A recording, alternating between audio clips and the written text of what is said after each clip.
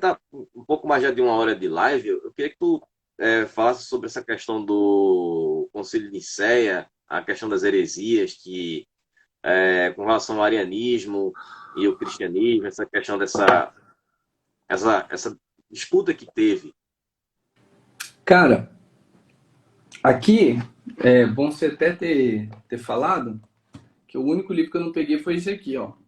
A Igreja dos Gentios lá da Palestina. E aqui, nessa página 47, ela vai falar sobre as prioridades, né, do Concílio de Nicéia. E é interessante aqui o seguinte: primeiro, teremos como artistas, vamos lá, os polos aí, né? Tem Eusébio lá de Cesareia, tem Ário, os defensores de Ário e tal, que vão dizer o quê? O que Ário dizia? Que a crença na Trindade, ela é impossível, porque Ário não entendia a Trindade enquanto Trindade, ele entendia enquanto tríade. Então vamos supor, o que é uma tríade? Um exemplo clássico: Zeus, Poseidon e Hades. É a tríade. Os mundos, né? O Senhor do Olimpo, o Senhor dos mares e o Senhor do submundo. Essa é uma tríade, né? Ele não concebia que Deus estaria conosco, sofreria, morreria, porque isso são coisas fracas, são fragilidades da matéria. Então, você tem ali já um princípio de mistura com muitas filosofias gnósticas, filosofias gregas, e que vai colocar Jesus como uma espécie de criatura intermediária entre os homens e Deus. Uma espécie, algo parecido com um anjo, alguma coisa assim. Então, esse concílio vai acabar com isso. Porque se você deturpa a imagem de Cristo, você vai deturpar a imagem de Nossa Senhora, você vai deturpar a função do Espírito Santo, você vai deturpar a autoridade apostólica. Então, ele estava oferecendo uma linha de pensamento que ia ser a ruína da igreja, né? Que acabava, né, com a figura do Cristo. Ele não encarava Jesus como verdadeiramente Deus, verdadeiramente homem. E teve outras questões também que foram tratar sobre celebração da Páscoa, porque o que eles viam ali? Tinha alguns que celebravam a Páscoa conforme meio que o costume judaico, porque era o costume de Jesus, né? Outros, mais pro lado do Ocidente, assim, já tinham outras datas festivas. Então, o que eles queriam fazer? No medo dessas datas também, oferecerem um risco de divisão na igreja, né? Eles decidiram começar a padronizar as coisas. Então, tipo assim, você deixar uniforme para que não houvesse opção nenhuma de uma diversidade no sentido de divisão. Entende? Não é uma diversidade no sentido de metodologia. Olha, aqui nós trabalhamos melhor assim, aqui nós trabalhamos desse jeito. Porém, somos todos fiéis a essa tradição e tal. O medo deles era que o quê? Por existirem divergências, isso caminhasse para possíveis rompimentos na igreja, né? E, cara, nós já vivemos um cisma. Eu, por mais que eu não goste de certas linhas de pensamento, se tem uma coisa que eu rezo todo dia, é para que nunca exista uma fissurinha assim na igreja. Se acontece qualquer, eu acho que vai rachar, sai correndo, passa fita crepe, taca cola quente, taca cimento, e não pode deixar rachar. Porque, como historiador, quando eu olho para trás, após a chegada da igreja, toda vez que houve divisão dentro da igreja, a sociedade sofreu muito. É impressionante como que ela cresceu e ligou de forma muito profunda na civilização. E aqui também fala sobre o concílio, né? Ele vai mencionar, né, a quantidade de líderes, né, que vieram, né, do Oriente para poder participar disso aí, para expressar essas questões. Né? Bom, a Ário era de Alexandria, né? Um dos polos daquela. Acho que durante um bom tempo você tinha dois polos dos intelectuais da igreja, né? Antioquia e Alexandria. Antioquia tinha uma visão, acho que mais tradicional, e Alexandria, devido à influência grega, tinha uns artifícios a mais ali. Não era heresia, mas era mais mente aberta. Então, eram polos de liderança. Então, quando o Ário começa a falar, ele tem uma credibilidade gigantesca. A palavra dele atinge muitas pessoas ali. E pelo fato de deturpar Cristo, consequentemente deturpar a autoridade do sacerdote, muitos do governo começaram a gostar de Ário por causa disso, porque é uma brecha para você tirar de lado o poder religioso e você dominar ali com o poder temporal. Então, é interessante que quando nós lemos isso, nós temos que fazer a ligação de todas as camadas da sociedade ali. O cristianismo ali, qualquer coisa de deturpação da doutrina, estava tudo amarrado ali no cristianismo. Poder do imperador, poder do sacerdote, a visão de certo, a visão de errado, o conceito de sagrado, de profano, salvação, perdição, criação do mundo, relação com Deus, relação com o próximo. Estava tudo aqui. Se você deturpa isso aqui, ó, começa a rachar. Então, o cuidado, né, que muitas pessoas falam assim, porque a igreja que não sei o que, não queria perder o controle. Não, cara. A igreja sempre esteve preocupada com a civilização. E ela entendeu que o eixo do mundo, agora, é a figura do Cristo. E se você deturpa isso, você pode acabar com uma sociedade. É muito sério. Então, esse concílio foi importantíssimo, virou, um lendário, né? Ninguém fala do concílio de Jerusalém, o primeiro. O concílio de Niceia, né? O concílio Vaticano II e tal, são coisas que entraram para a história e realmente fizeram uma diferença gigantesca. Foi, assim, algo fenomenal. E o Bispo Ário, inclusive, ele acaba sendo muito bem sucedido com os povos bárbaros, né?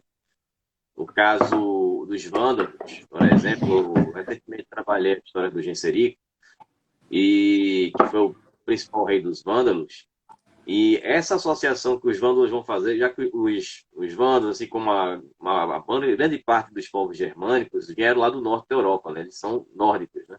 Então eles seguiam a mitologia nórdica. Então eles vão fazer essa associação de Deus com Odin e Jesus a Thor.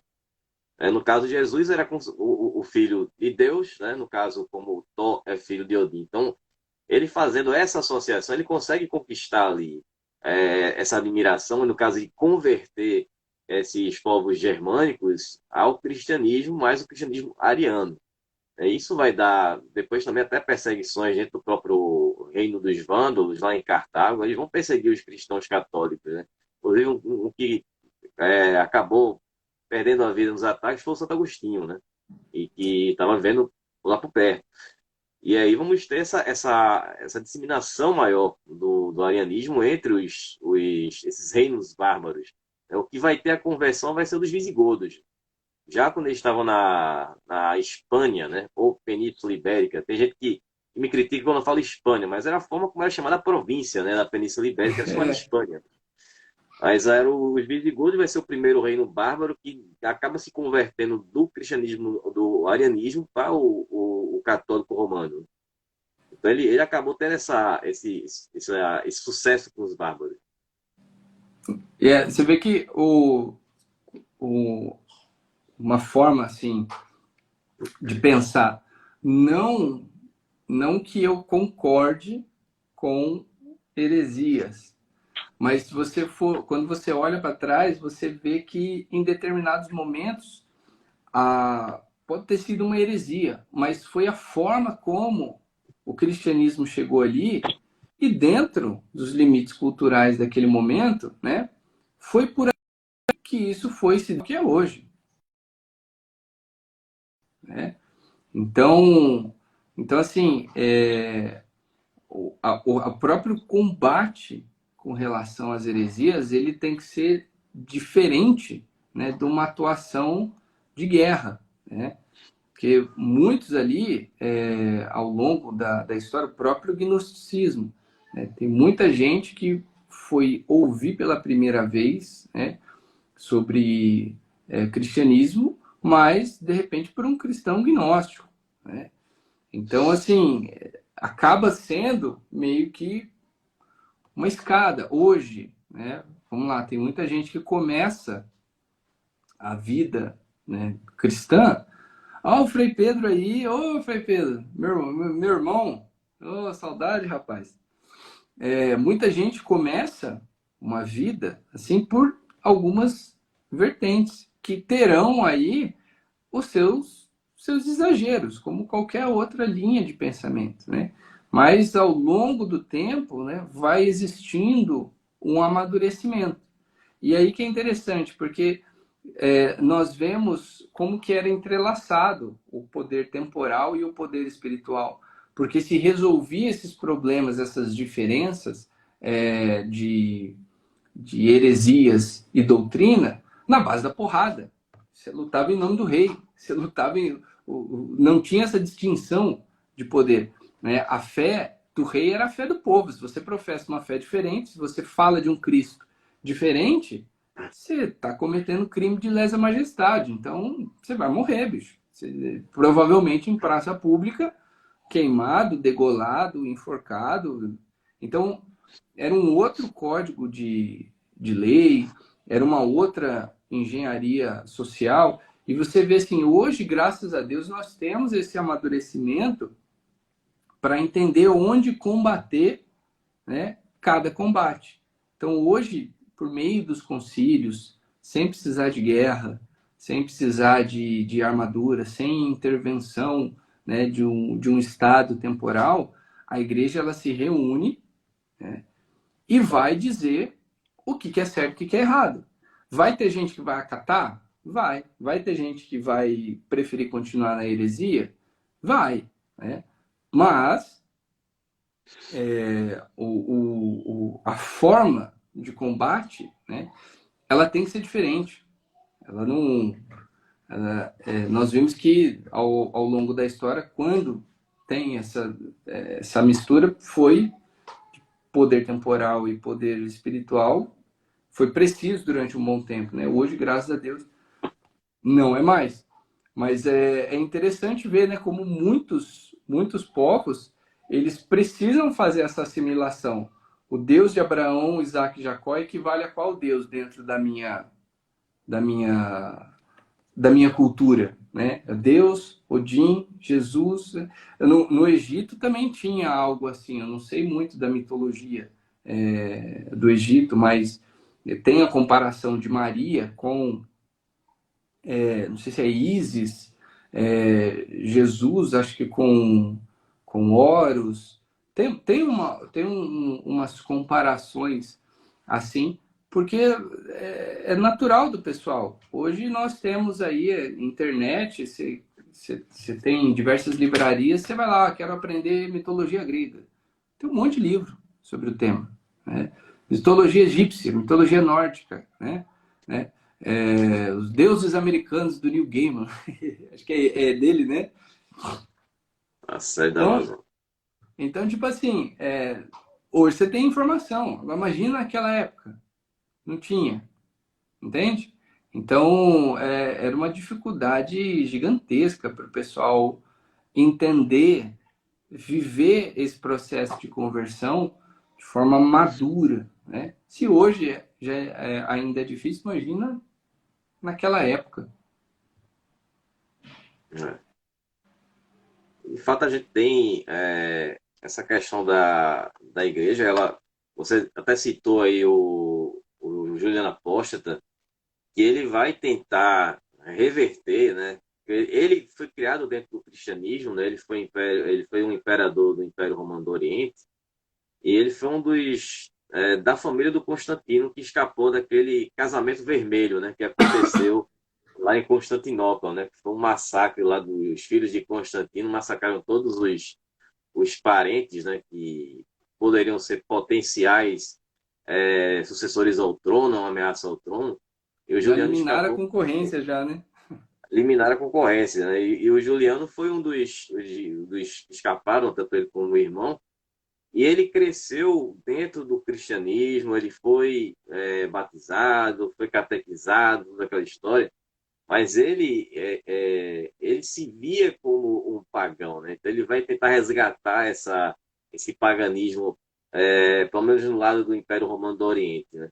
Acabou perdendo a vida em uma batalha que ele tentou enfrentar os sassânidas e bom, perdeu a vida ali atravessando o Tigres e o Eufrates, né?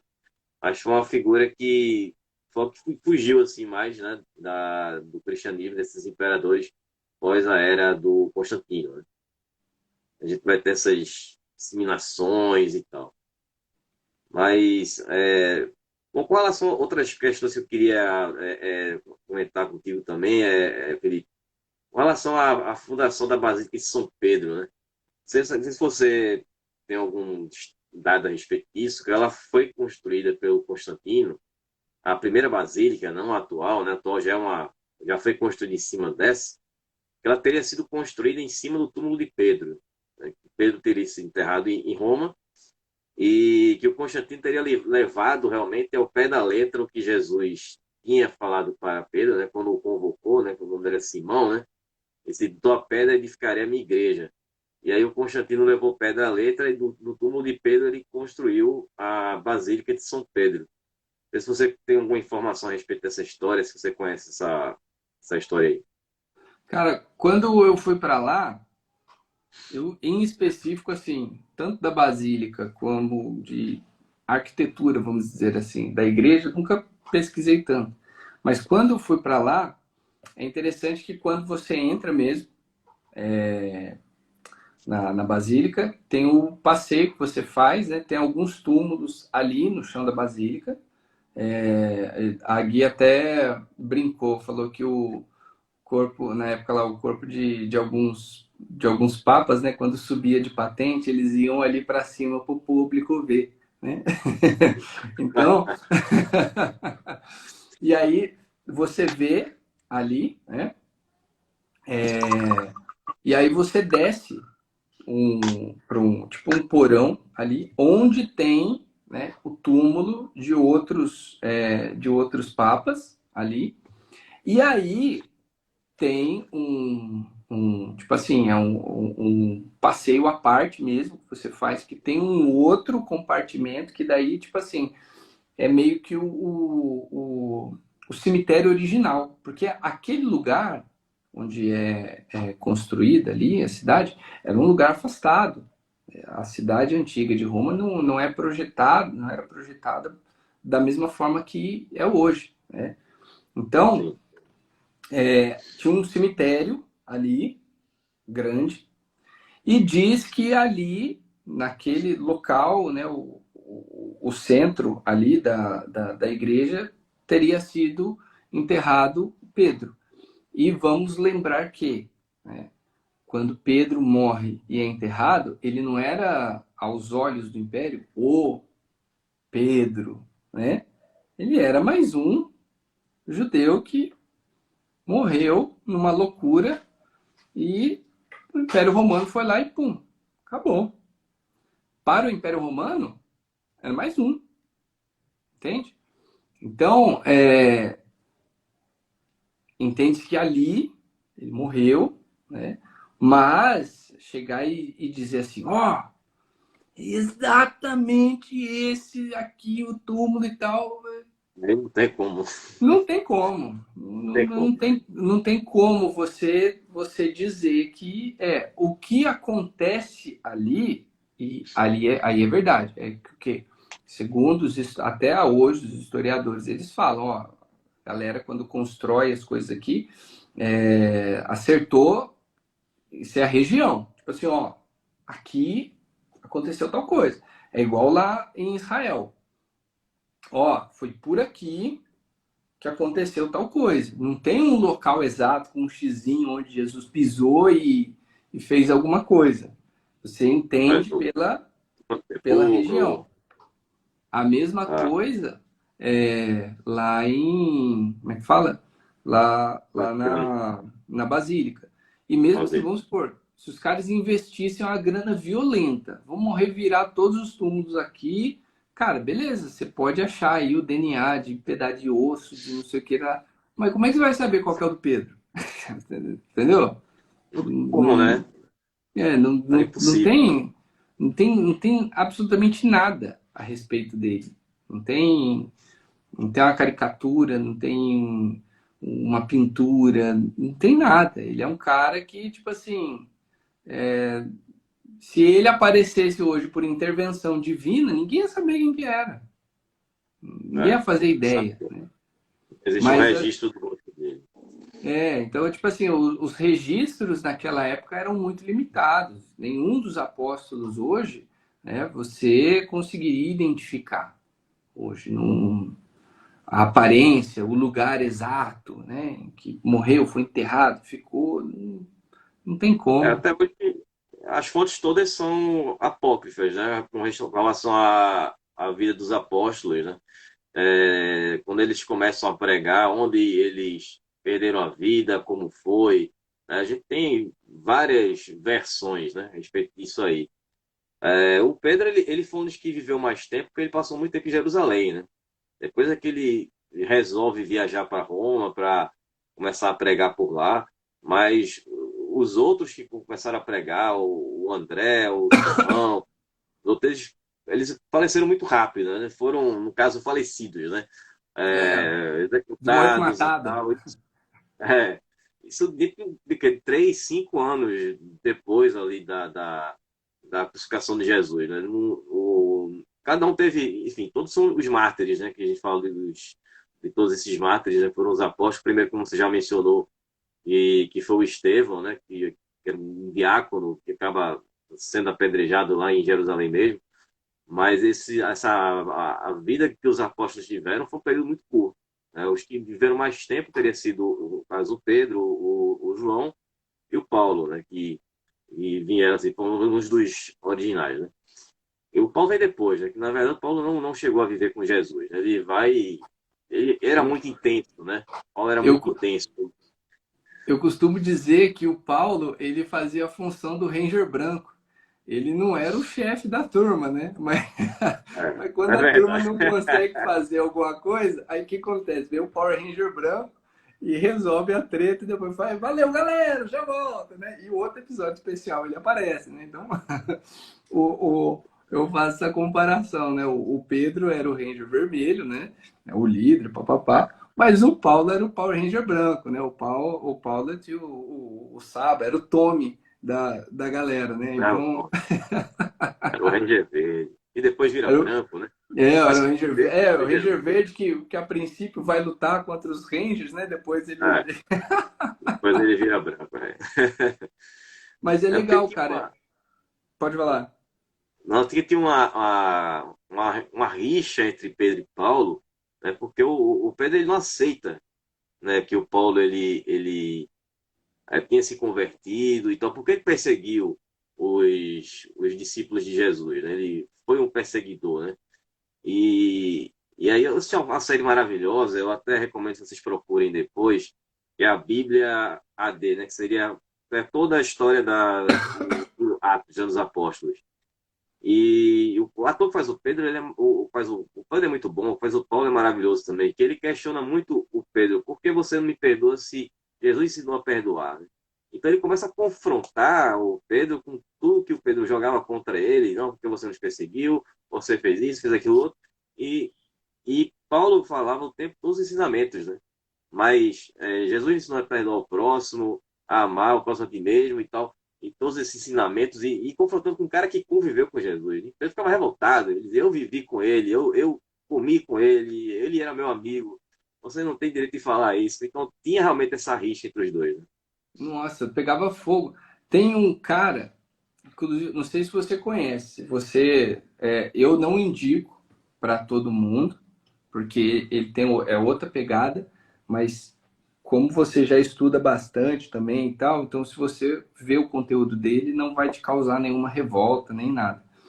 Tem um canal que se chama Tenda do Necromante. É maravilhoso. Ele usa esse termo porque ele fala assim, qual que era a função do necromante? Dar vida àquilo que já está morto. Né? O que ele faz é isso, ele dá vida a documentos que aparentemente parecem estar mortos, a línguas que não são mais faladas e tal. Então é interessante a proposta. O sobrenome dele eu não lembro, mas o nome é Oswaldo. E tem um vídeo que ele faz falando sobre uma rixa entre, digamos assim, a igreja de Paulo e a igreja de Pedro, como se fosse uma disputa pela soberania do cristianismo. E aí é interessante que ele começa a comparar as narrações dos evangelhos e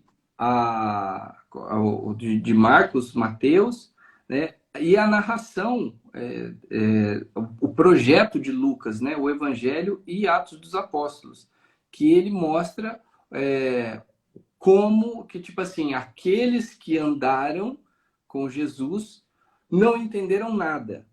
Mas aí chega a figura ilustre de Paulo, né? Que entende tudo e faz aquilo que eles não conseguem fazer.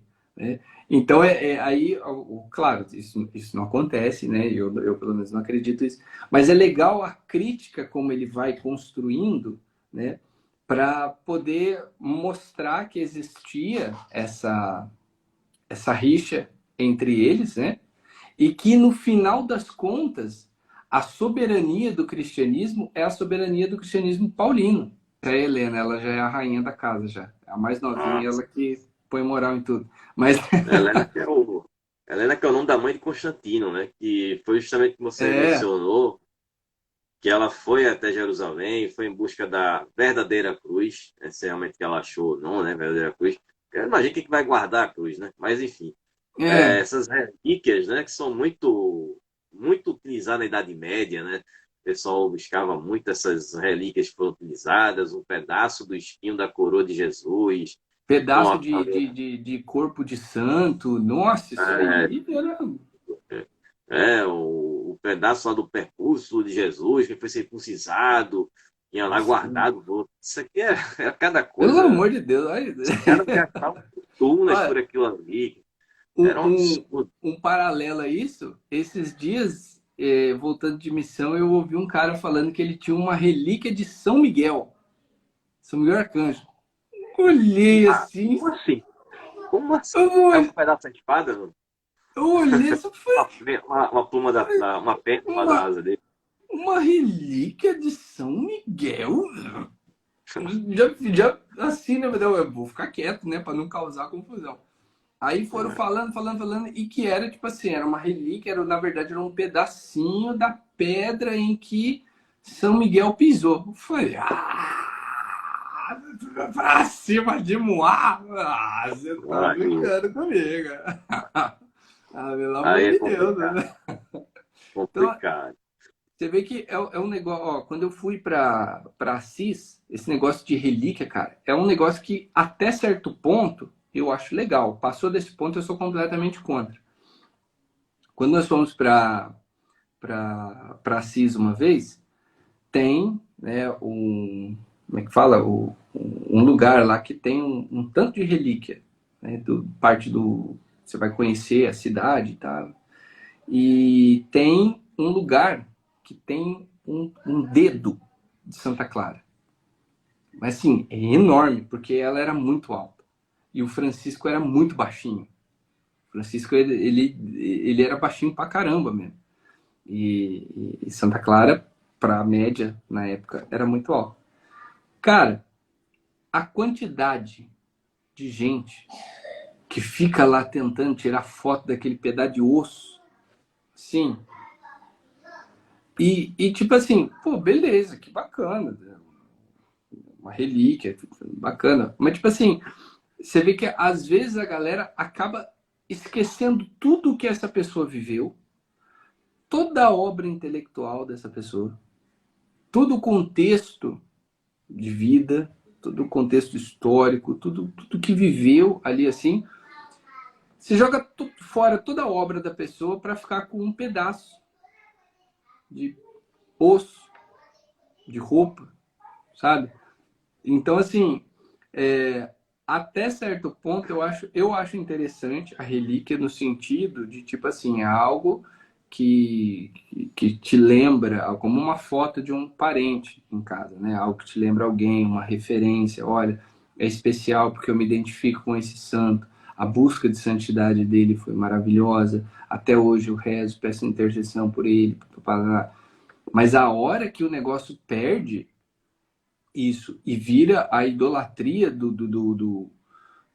da, da relíquia em si, tipo assim, a coisa só vai acontecer se a relíquia estiver aí. Eu só posso ajoelhar com a relíquia aqui. Aí que eu acho que é o perigo, porque daí você reduz o cristianismo à adoração de um ou outro objeto. É De complicado isso fato. aí. Então você tem 3 lanças do destino espalhadas pelo mundo, né? Aí tem uma que você vê É que tem nada a verdade. ver, né? Formato Não, totalmente arcaico e tal. É não, totalmente o fora. famoso cálice de José de Arimateia, né, que virou mais tarde o Santo Graal. Ixi, Ah, não, essas é, coisas são muito loucas. Eu tenho um professor que dizia que você juntava um pedaço da cruz de Jesus, né? Você vai do Polo Norte ao Polo Sul, né? O que se vendia na Idade Média. A cruz não, de Jesus foi crucificada. não, teve um que uma vez falou assim E que tinha um cabelo de Maria. E aí um amigo meu falou assim, nossa, fui lá na casa, o padre falou que tinha um cabelo de Maria, uma relíquia e tal, aí fui ver, o cabelo era loiro. Eu falei, ah, bicho. Maria europeia, né? Pô, que Maria que é essa, meu? Pelo amor de Deus, né? É Maria Nórdica, né? Pois É do seriado Vikings ali, é, velho. é, Não tem como, né? europeia ocidental, né? Exatamente, velho. Da onde veio essa Maria? Então, acho que tem dessa parte, assim, esses exageros que a gente acabou deixando o pessoal cultuar. É porque é aquela coisa, né? É palpável, né, cara? O que é palpável é mais fácil de De você acreditar, né? Você tem, acreditar. é bem A complexo mesma, quanto é, né? a mesma galera que, tipo assim, adora isso é a galera que, tipo assim, às vezes vai num lugar, aí cantou uma música, sentiu arrepio no braço, ai, Deus tá aqui porque eu senti o arrepio no braço. Então, tipo assim, tudo tem que ser sensível, senão não aconteceu nada. Você tem que ver, você tem que tocar, você tem que sentir o arrepio no braço, senão Deus não tá ali. Senão não é tão verdade assim, não é tão legal. Uhum. É complicado isso aí. É verdade. Essa questão das relíquias foi uma coisa que na Idade Média que perseguiram, são os caras que eram muito ricos, né? Gastavam fortunas por coisas que eram falsificadas, né? E eles acreditavam que aquilo ali era verdade e que todo mundo acreditasse. Faz a questão de mostrar a coleção, né? Isso aqui pertenceu ao santo tal, esse aqui foi do tal Imagina santo. quantos pregos da mão de Cristo não tinha aí na Idade É, os Média. cravos templários, né? Tem muitos espalhados por aí, né? E, inclusive, falando até nisso, teve até aquele documentário, acho que foi de Spielberg, né? Que encontraram o suposto túmulo da família de Jesus, né? E lá em Jerusalém, né? E foi uma escavação que estavam fazendo uma obra em um condomínio e encontraram esse túmulo, que os nomes todos batiam, eram tudo da mesma época, né? Do século I. E aí foi até um documentário que na época estava sendo feito, gravado um filme que é chamado O Corpo. Eu até recomendo esse filme para você assistir, é bem interessante. Não sei se você assistiu esse filme, que é bem interessante porque ele mostra, ele trabalha junto com esse documentário, né, com essa descoberta, e que inclusive é com o Antônio Bandeiras. Oh, Ele faz legal. um padre, e a Rachel Weisz, né, que é aquela atriz que, bom, ela fez até um filme da Marvel recentemente agora, que foi da Viúva Negra. Bom, e aí ela, no caso, ela é judia. E aí quando surge a notícia de que foi encontrado o corpo da família de Jesus, então esse padre que o Antônio Bandeiras faz, ele é chamado até o Vaticano, e o Papa diz para ele, não importa, sendo ou não seja, negue. Porque se for realmente que é o corpo de Jesus, que ele não ressuscitou, vai acabar o cristianismo. Então ele vai para lá com essa missão de comprovar lá, de realmente ver se era ou não era, né? E aí é bem interessante, eu não vou contar spoilers aí, quem quiser depois procurar sobre o corpo, dá uma pesquisada. Outro filme também que eu acho Nossa, interessante, eu vou. dentro desse contexto que a gente, é O Corpo, o nome do filme, é um filme um pouco antigo, começo dos anos 2000, eu assisti no cinema até na época. Olha que legal. E outra coisa interessante também, outro filme que eu recomendo, que é A Ressurreição, esse aí é mais recente, Esse que eu era vi. justamente, esse você viu, né? Esse. Que você viu assim a questão do cristianismo, né, lá na época o início ali do cristianismo, quando Jesus é crucificado, existia uma questão de que se nós vamos crucificar Jesus, esse movimento acaba. Que existia uma questão de que pode ser que isso acabe com a crucificação dele, mas se ele tiver realmente ressuscitado, então essa coisa vai tomar uma dimensão muito grande. A gente tem que encontrar o corpo dele, né? Então, o filme todo é a busca pelo corpo de Jesus, né? O que aconteceu com o corpo de Jesus. Então, se ele realmente ressuscitou, aí vai afirmar, né, o que os cristãos falavam, né? Que ele ressuscitaria, que ele voltaria e tal. Então, é bem interessante essa questão. E o ponto principal que eu vejo, assim, do que o cristianismo tem se tornado uma ameaça ao Império Romano seria dentro da própria cultura romana, né? Que eles, como um império opressor que tinha ali a província da Judéia como parte do seu império, então eles viam aquela questão do cristianismo crescendo dentro dos os próprios romanos, cidadãos romanos se convertendo ao cristianismo, e aquilo ia contra a cultura romana, né?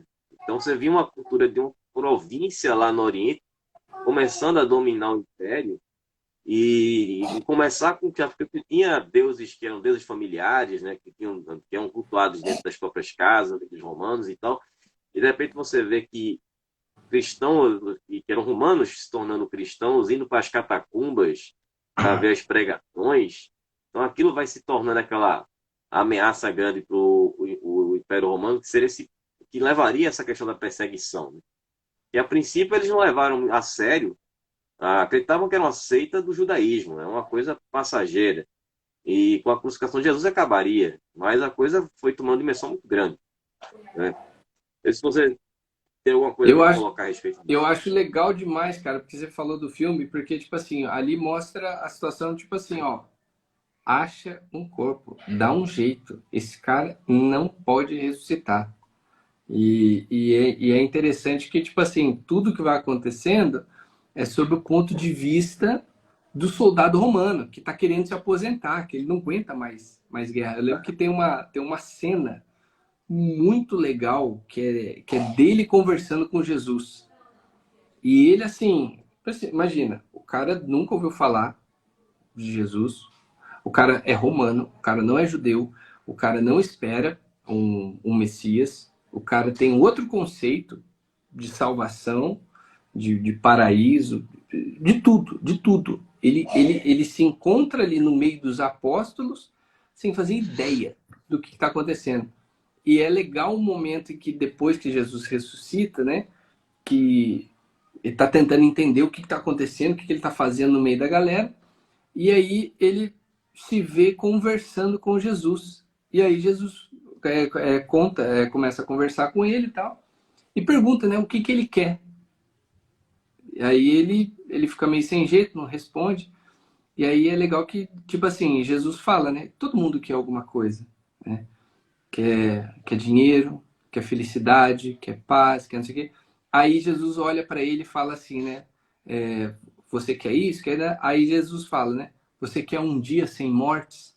Que é o que ele fala no começo do filme.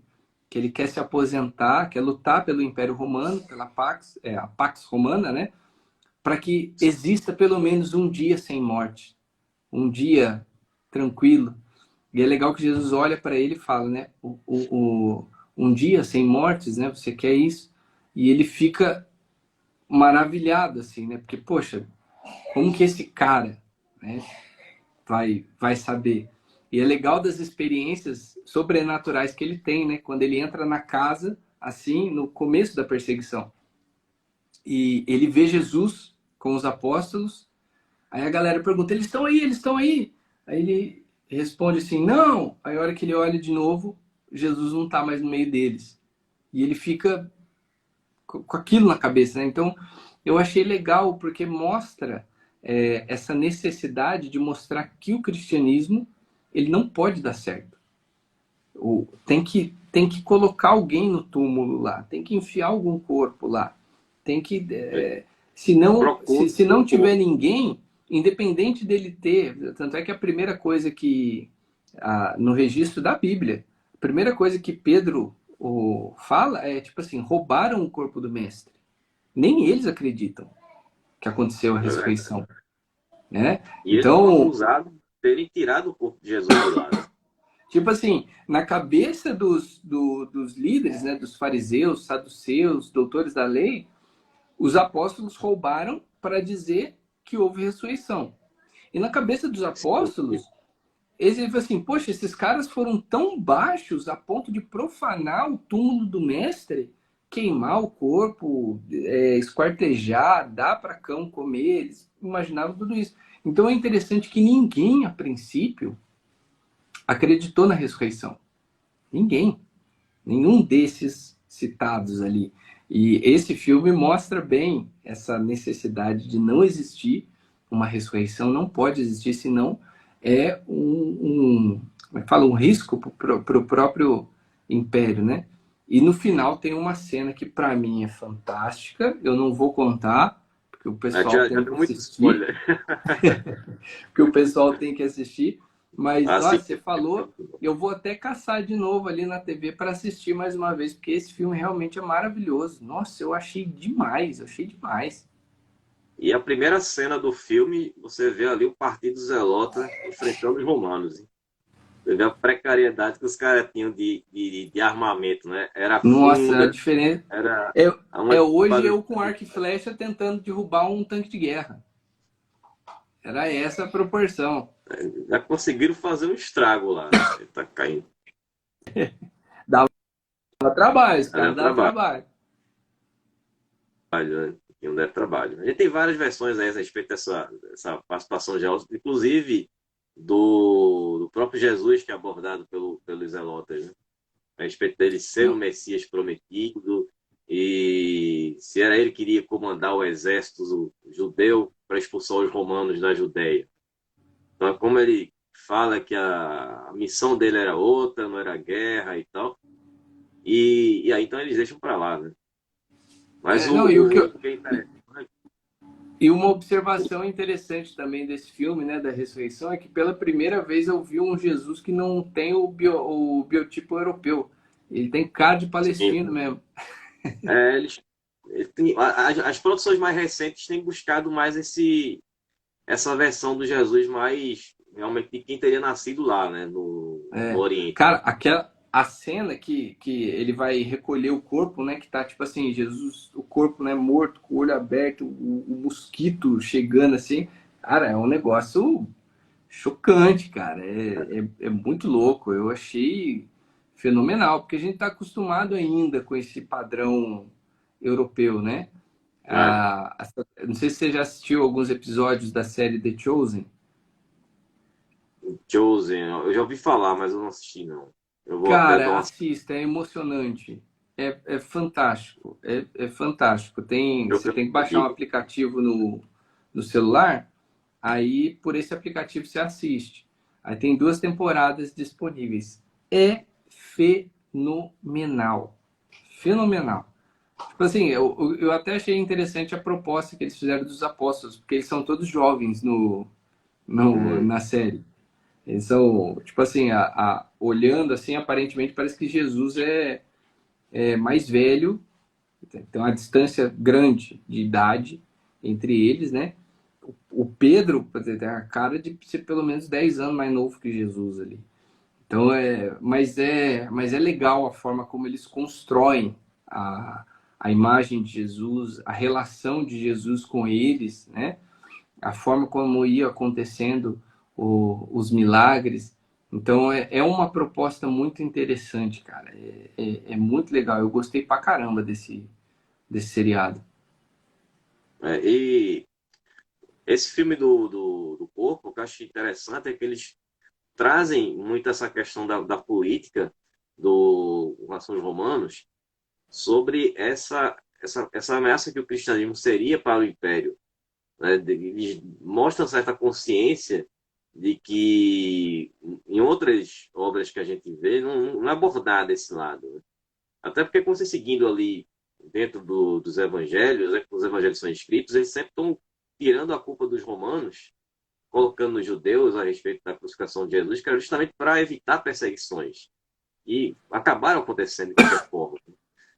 E eles mostram esse Pilatos mais... que é um cara que ele via aquilo ali como um problema.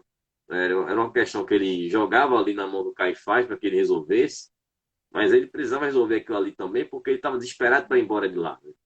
Porque você pega a história do Pilatos, ele vai para a Judéia porque era uma província militar. Né?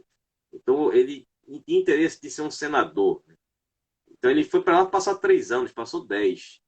Tanto que ele odiava Jerusalém. Ele ia para Cesareia Marítima, que era um lugar mais ventilado, um lugar mais agradável. E Jerusalém é uma cidade muito movimentada, somente quando tinha as festividades.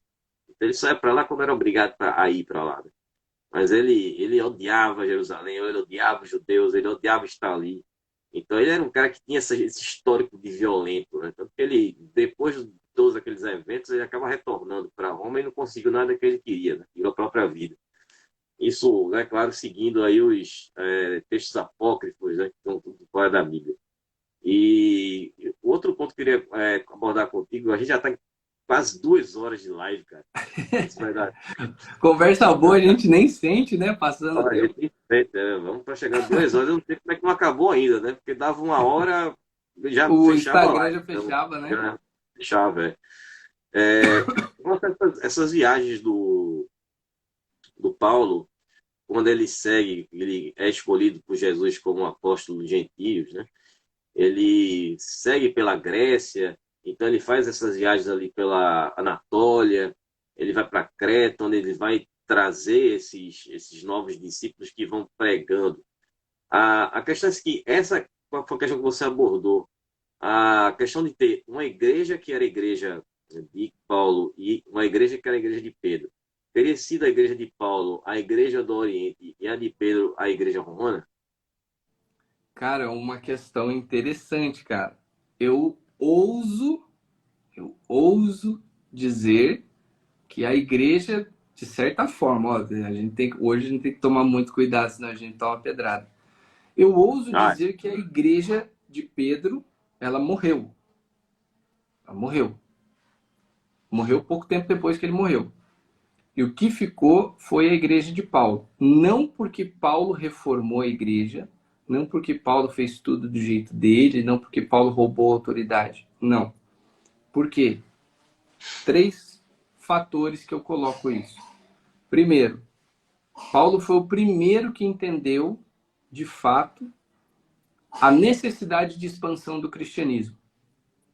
E sim. pelo fato de Paulo não ter convivido com o mestre, de certa forma, ele vivia uma espera no Senhor diferente dos outros discípulos. Os discípulos esperavam, tipo assim, ó, daqui a pouco ele está chegando aí. O Paulo viveu essa experiência com Cristo ressuscitado. Então, ele não tinha essa coisa de tipo assim, ó, daqui a pouco eu tô voltando. Ó, vou só falar com o pai ali e já tô vindo buscar a galera. Ele não tinha isso. Então, a espera de Paulo era diferente. Né? E a consciência de expansão, ele foi o primeiro que entendeu isso. Segundo fator, Paulo tinha cidadania romana. Então, uma vez que ele entendeu a necessidade dessa expansão, né, o que, que aconteceu? Ele foi até onde ele podia. Então, num período aí, justamente porque eu estava fazendo um mapa sobre, como é que fala? As viagens de Paulo, né? Eu estava pesquisando, e num período ali de mais ou menos uns 10 anos, ele vai fazer as suas 3 grandes viagens, né? Considera-se a quarta, a última, que ele vai para. Ele pede para ir para Roma. Né? Ele é o cara que estava absolvido ali em Cesareia, mas ele pede para ir para Roma porque ele quer pregar lá e quer acabar os dias dele lá. Ele pega o navio, pum, e vai para Roma. Então, assim, no período de 10 anos, ele percorreu ali a província da Caia, Galácia, Tessalônica, a Síria, né? Ele vai estudar bastante em Antioquia, ele vai passar pela ilha ali de Chipre, enfim, o Mediterrâneo todo ali ele vai conhecer de cor, né? O mundo grego ele vai conhecer, e um dos episódios mais interessantes é quando ele está em Atenas e ele começa a conversar com, que na minha opinião foi o momento em que o cristianismo é apresentado para as mentes mais brilhantes daquele momento. Está ali em Atenas, no Areópago, conversando sobre esse Deus desconhecido, né? Esse Deus invisível, esse Deus que é desconhecido para os filósofos, os astrônomos, os biólogos, os médicos, enfim, qualquer cientista político da época era novidade para eles. E ali Paulo apresenta esse novo conceito de Deus. Então nós temos ali, por meio de Paulo, a apresentação do cristianismo à elite pensante. Então ele é o responsável por isso. E, consequentemente, né, ele é o cara que entende que o quê? Aquela linha de pensamento que... o Rodrigo, o Rodrigo ele, foi meu professor de jiu-jitsu, grande... Rodrigo, saudade de você, cara, que Deus te abençoe, cara. Você é um cara maravilhoso. Nossa, eu adoro... As aulas que eu fiz com ele, logo que eu cheguei aqui em Pinda, nossa, que equipe abençoada. Abração, mestre. Você é o cara, saudade de você. Aí, tipo assim, Paulo, ele vai ser essa ponte entre o mundo velho dos apóstolos que aguardavam a vinda de Cristo, que pregaram, que estavam dispostos a dar o sangue pelo evangelho, mas eles ainda discutiam muitas coisas que para Paulo já era muito claro. Então Paulo, ele vai eliminar, no bom sentido, todos esses resquícios de uma igreja fechada, centrada em Jerusalém, né, esperando o Messias que, de repente, mês que vem ia chegar e ponto final. Ele vai acabar com isso e ele vai abrir a mente da igreja, preparar as pessoas para acolher os gentios, para fazer o pessoal deixar de olhar os gentios como impuros, sujos, desprezados. Eles passarão, por meio da autoridade de Paulo, a serem enxergados como irmãos. Então, Paulo ele vai fazer uma grande mudança na mentalidade da igreja sem ferir a autoridade apostólica. Ele era o cara, porque ele soube o lugar dele, ele nunca quis passar por cima da autoridade de Pedro, ele entendia os limites daquela primeira mentalidade da igreja, mas ele sabia que ele não tinha que ser um reformador, ele tinha que ser uma ponte. Então, ele é por isso que eu falo, ele é o Ranger branco. Ele é é o cara que resolveu uma treta gigantesca, mas ele sabia o seu lugar na equipe. Então, assim, as viagens dele mostram exatamente isso. Ele luta pelo evangelho, ele combate heresias, ele espanta o paganismo, ele espanta os judeus radicais que vinham querer perseguir os judeus, vinham dizer que o que os apóstolos falavam era tudo mentira. Então Então ele vai apagando isso com as suas viagens, com as suas cartas. Então podemos dizer que o cristianismo ele encontra a sua maturidade, né, com Paulo. Encontra maturidade. Isso não faz Pedro menor, isso não faz nenhum outro apóstolo menor. É Deus que sonhou Paulo justamente para isso. Ele entra na igreja para fazer essa função. E todos os outros apóstolos vão se dedicar à igreja ali no mundo judeu, porque precisava daquela autoridade também. Paulo não ia conseguir fazer o que os apóstolos faziam naquela sociedade. Ele tinha uma mente completamente diferente. É como um quebra-cabeça. Você precisa que as peças sejam diferentes para que a figura seja montada. Então, eu acho incrível, né, essa função. Paulo, foi o cara que mudou o rumo da história da humanidade.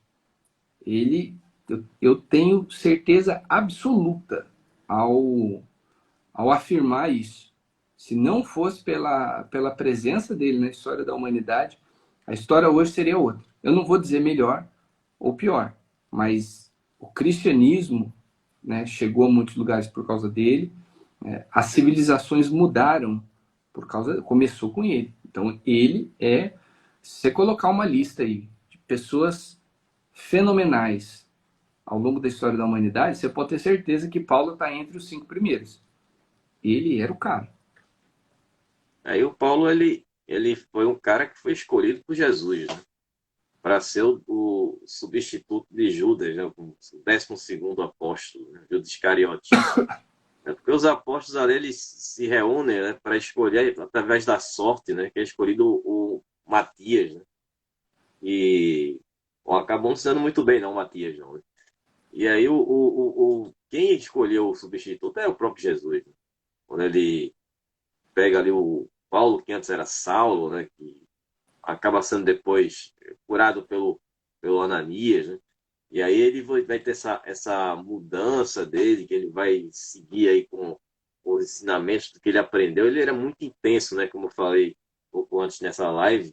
E assim como ele, quando era judeu, ele era extremamente intenso, naquela perseguição, quando ele foi atrás dos cristãos, ele também foi quando se tornou cristão, e quando ele pregou, quando ele viajou, né, os destinos que ele percorreu. Bom, mas enfim, cara, já faz 2 horas que a gente está conversando aqui.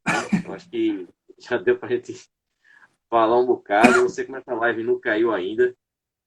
Se você quiser deixar para a galera aí, eu sei que a maioria que estão aí online, aí, ao vivo, agora no momento, são mais seus seguidores. Mas como eu vou botar esse vídeo lá depois no meu canal no YouTube, se o pessoal quiser adquirir o teu livro aí, o Café com Bolinho, quiser fazer parte do teu grupo lá do Telegram, consegue. Vou até mostrar aqui. Gente, eu quero falar 2 coisas para vocês, né? Vocês estão participando da live aqui. Ó, primeiro, tem o meu livro, Café Bolinho Teologia, que justamente nós estamos falando sobre cartas paulinas. Esse aqui eu conto sobre a história do público-alvo de Paulo. Quem eram aquelas pessoas que receberam as cartas de Paulo?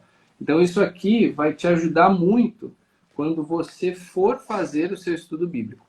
Não é para substituir a Bíblia, não é um resumo, não. É uma ferramenta a mais. Então você pode entrar no site da minha Dona Maria, cesportugal.com.br, e aí você pode encomendar o livro e o frete é grátis. E outra coisa, gente, é o seguinte, tem o nosso grupo de estudo bíblico. Eu não gosto nem de falar que é meu, né? Eu fui criado em uma comunidade, então falar meu e não nosso, né, para mim é meio esquisito.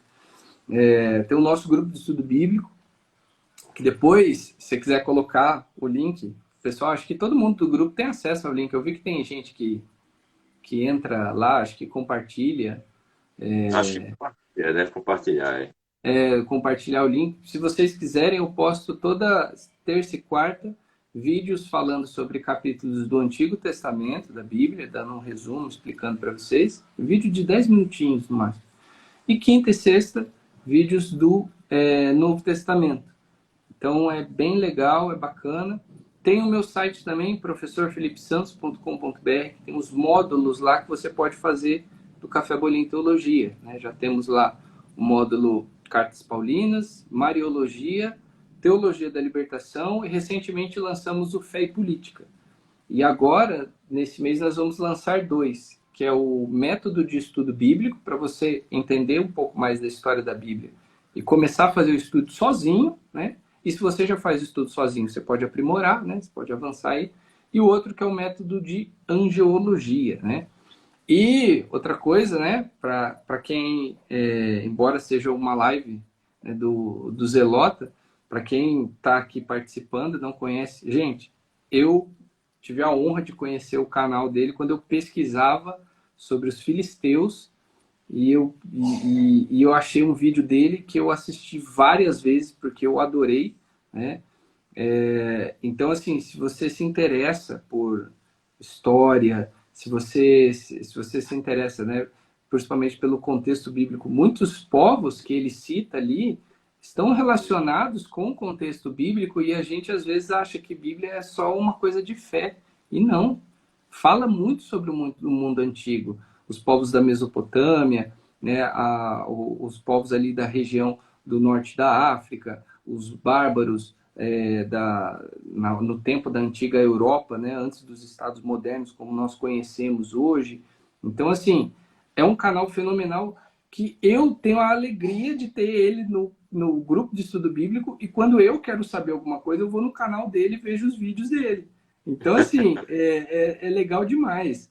E, para mim, é muito bacana, porque quando eu comecei o Café Bolinho Teologia, a minha proposta, o meu objetivo era isso. Eu queria conhecer outras pessoas que gostam de estudar, se interessam por esses assuntos, né? E olha só que presente que Deus me deu, né? O Zelota, o cara que antes de eu conhecer já estava me ajudando com os vídeos. Então, cara, eu fico muito feliz, cara. Louvo a Deus pela sua vida, pelo seu gosto, pelo estudo, né? Mais um roqueiro, mais um baixista, ó, tudo. Verdade. A gente tem muita coisa em comum, né? Exatamente. Então, assim, muito legal, galera. Vamos crescer. Hoje a tecnologia favorece muito isso. É muito mais didático. Você tem vídeos muito incríveis com imagens que te ajudam a entender bastante as coisas. Então, vem fazer parte da turma, vem entrar para o nosso grupo de estudo bíblico, vem conhecer gente que gosta de estudar. Quando você anda com gente assim, você vai para cima, né? Meu antigo professor de taekwondo falava, você quer ser um leão, ande com leões. Você não vai ser leão andando com capivara, né? Então, quer crescer na fé e na ciência, né? Cara, vamos participar das lives, né? Vamos até fazer outros, cara, por outros temas, para chamar a galera. Eu acho que a gente tem que promover isso, cara. Tem que despertar isso na galera. Mas é isso. Esse fica o convite para você acompanhar aí os nossos trabalhos. Vocês que entraram aí e participaram da live. Beleza. E última quarta-feira eu postei um vídeo sobre os Ixos, né? Dividi em duas partes. E esse segundo vídeo foi justamente quando eu abordei a estadia de José do Egito, na corte dos Ixos, né? Realmente foi na época dos Ixos, foi a 15ª dinastia, ou foi antes, na 12ª. Então a gente traz esse lado histórico e a gente traz esses questionamentos, né? Porque o Flávio José ele escreveu um livro, né, chamado Antiguidades dos Judeus contra Apion, que era uma rivalidade que ele criou com o Apião, que era um grego, e ele colocava os judeus tão antigos e tão clássicos quanto os gregos. Então ele começa a colocar situações, e, por exemplo, os Ixos, quando saíram de lá, do delta do Nilo, do Baixo Egito, fundaram Jerusalém. Então ele começa a colocar essas histórias, né? O José, inclusive, é chamado conhecido pelos judeus como o traidor, né? Ele foi um grande historiador, mas fez parte da revolta judaica e acabou traindo lá os judeus, se aliando aos romanos, entregando os planos todos, assim que os romanos conseguiram derrotar, né, os judeus. Os cristãos gostam muito mais deles do que os judeus. É verdade, é verdade. Tanto que quando ele volta para a Judéia, depois de muitos anos que ele passou, acho que uns 40 anos em Roma, ele ficou como um escravo do Tito, né, que depois veio a se tornar imperador romano, que era o filho do Vespasiano, que deu início àquela campanha. O Vespasiano deixou aquela campanha para voltar para Roma e se tornar imperador, né? Foi depois que o Nero, né, tira a própria vida e aí vamos ter 4 imperadores no mesmo ano, né? Começando com o Nero, vamos ter o Galba, esqueci o nome do outro, Vitelo, depois chega ali o Vespasiano e inclusive ele que vai concluir, né, o Coliseu, né? Vai ser o Vespasiano. E o Flávio José depois retorna para lá e vai começar a fazer os registros, né? Então, o primeiro registro feito sobre Jesus, que não é da Bíblia, foi feito por ele, né, pelo Flávio José, né, É, de um homem e assim como tal. ele, no, aqui no volume 2 e no volume um da Patrística, os cristãos eles abordam muito esse tema também, para mostrar que Moisés é muito mais antigo, né, do que os poetas gregos. Ah, Eles abordam, é aquela tentativa de tipo assim, vocês estão copiando a gente, né? E é interessante até que alguns colocam tipo assim, como se existe um plano de salvação, aos poucos foi revelado ao homem, e esses escritores, esses filósofos, essas pessoas que registram a mitologia, foram inspirados por demônios que queriam copiar o plano de Deus e confundir a humanidade. Então é interessante a forma como que eles enxergam isso, né? E é uma luta para dizer que Moisés é mais antigo que, como é que fala? Heródoto, porque os que gregos. os gregos. Então, assim, é legal que eles ficam brigando por negócios que pra gente hoje parece que não faz sentido. Mas na época era um negócio importantíssimo para Ah, eles. com Nossa certeza, Senhora. com certeza. Com certeza.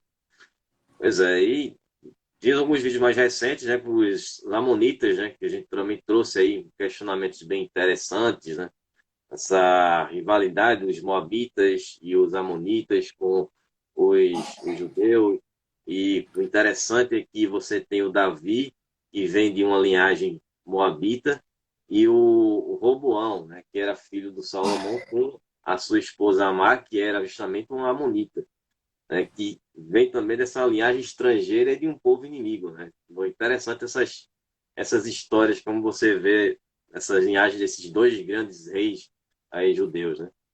Não, é Bom, muito então, louco. bom, é muito doido, você vai buscar essas histórias, você fica buscando sentido, né? Mas é interessante esse contexto, o pessoal que faz estudo bíblico, quiser procurar saber mais a história desses povos que são citados na Bíblia, dá uma conferida no meu canal. O link está aí na minha bio. Só clicar lá que você vai ser direcionado aí direto para o canal e se inscreve lá também para dar um apoio aqui ao meu trabalho.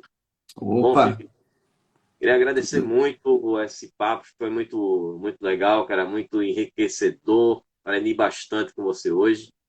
Sempre ter essa troca de conhecimentos, né, que é uma coisa que a gente tem que estar sempre fazendo, propagando conhecimento, aprendendo, que é uma coisa que eu gosto muito de aprender, né? Até mais do que também. ensinar. Gosto mais do que aprender do que ensinar, cara. O aprendizado é uma coisa eterna. Eu sempre digo que todo dia a gente aprende alguma coisa, né?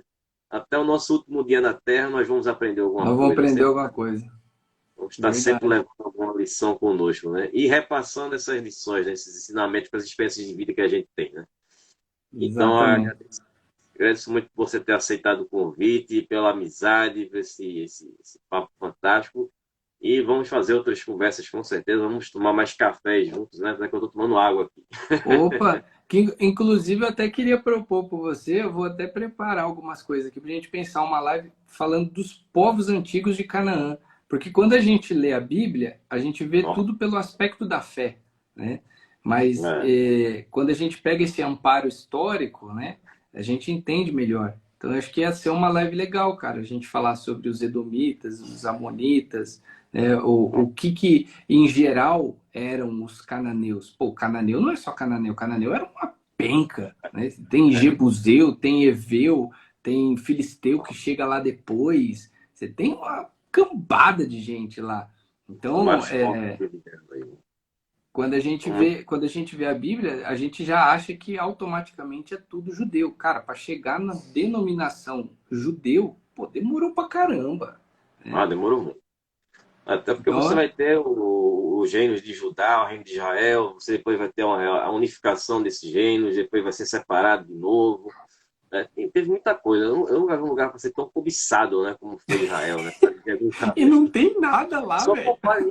E a gente faz a comparação disso justamente com os gregos, né? Porque a Grécia também foi um lugar que foi um saco de pancada, né? Depois que eles Nossa derrotaram Senhora. os persas, eles entram em guerras civis ali e depois eles não sabem de pancada. Todo mundo chegava lá como estava a Grécia. O povo E não sabe como que é bom tomar uma cerveja e jogar um truco. Eles precisam aprender. a importância de Israel é a posição estratégica ali, né? De você, né? Sim. De viajar, de fazer aquelas caravanas, peregrinações que tinham, né? Deixa eu ir lá que a pequena já tá chamando aqui.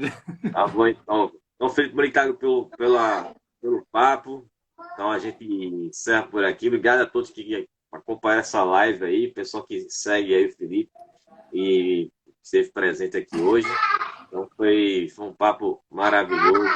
Então, vou fechar por Tô aqui. com certo. Cara, Vamos fechar o papo por aqui, cara. Muito obrigado. eu que agradeço. Vamos fazer mais e vamos fazer com frequência, porque isso é gostoso demais. A gente precisa falar sobre isso, a gente precisa encantar o povo sobre isso. Vamos fazer essa. O meu propósito como Café Bolinha Teologia é criar esse link, fé e ciência. O povo tem que saber que a Bíblia não é um livro só de fé. O povo tem que saber que a espiritualidade não é como um armário de Nárnia que você entra e volta. Não, as coisas estão ligadas.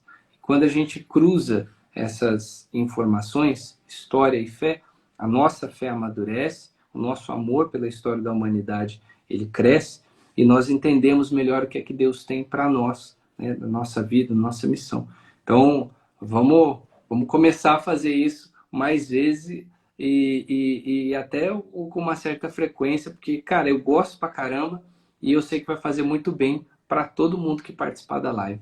Então, eu agradeço aí a amizade, agradeço a confiança, né, nos meus estudos, né, para poder participar aqui. E, cara, você tá de parabéns, porque hoje eu posso falar, não é puxando o saco, cara. Hoje você, quando eu quero saber alguma coisa para me ajudar nos estudos, eu vou no seu canal, cara. Você é fera pra caramba, mano. Parabéns, Ó, velho, de muito verdade. obrigado. Me sinto muito honrado e a recíproca é verdadeira. Eu também tenho essa grande admiração por você, pelo seu trabalho, as suas publicações. Né? Sempre estou acompanhando ali nos seus stories, as publicações que você faz, também dentro lá do canal do Telegram. E é um trabalho fantástico, pessoal que quiser se inscrever lá, com certeza vocês vão ter um conteúdo maravilhoso e todo mundo se tornar X-Men, né? É. Verdade. A galera que é fã da Marvel, pronto, tá tudo certo. Eu sou mais Marvete do que Decenalta, então tá tudo certo. É, tá tudo certo. Beleza, então. Beleza, Valeu, então. irmão. Obrigado. Fica por aqui. Falou, obrigado, pessoal, que acompanhou a live até essa hora. Um abraço, Zelota. Falou, pessoal.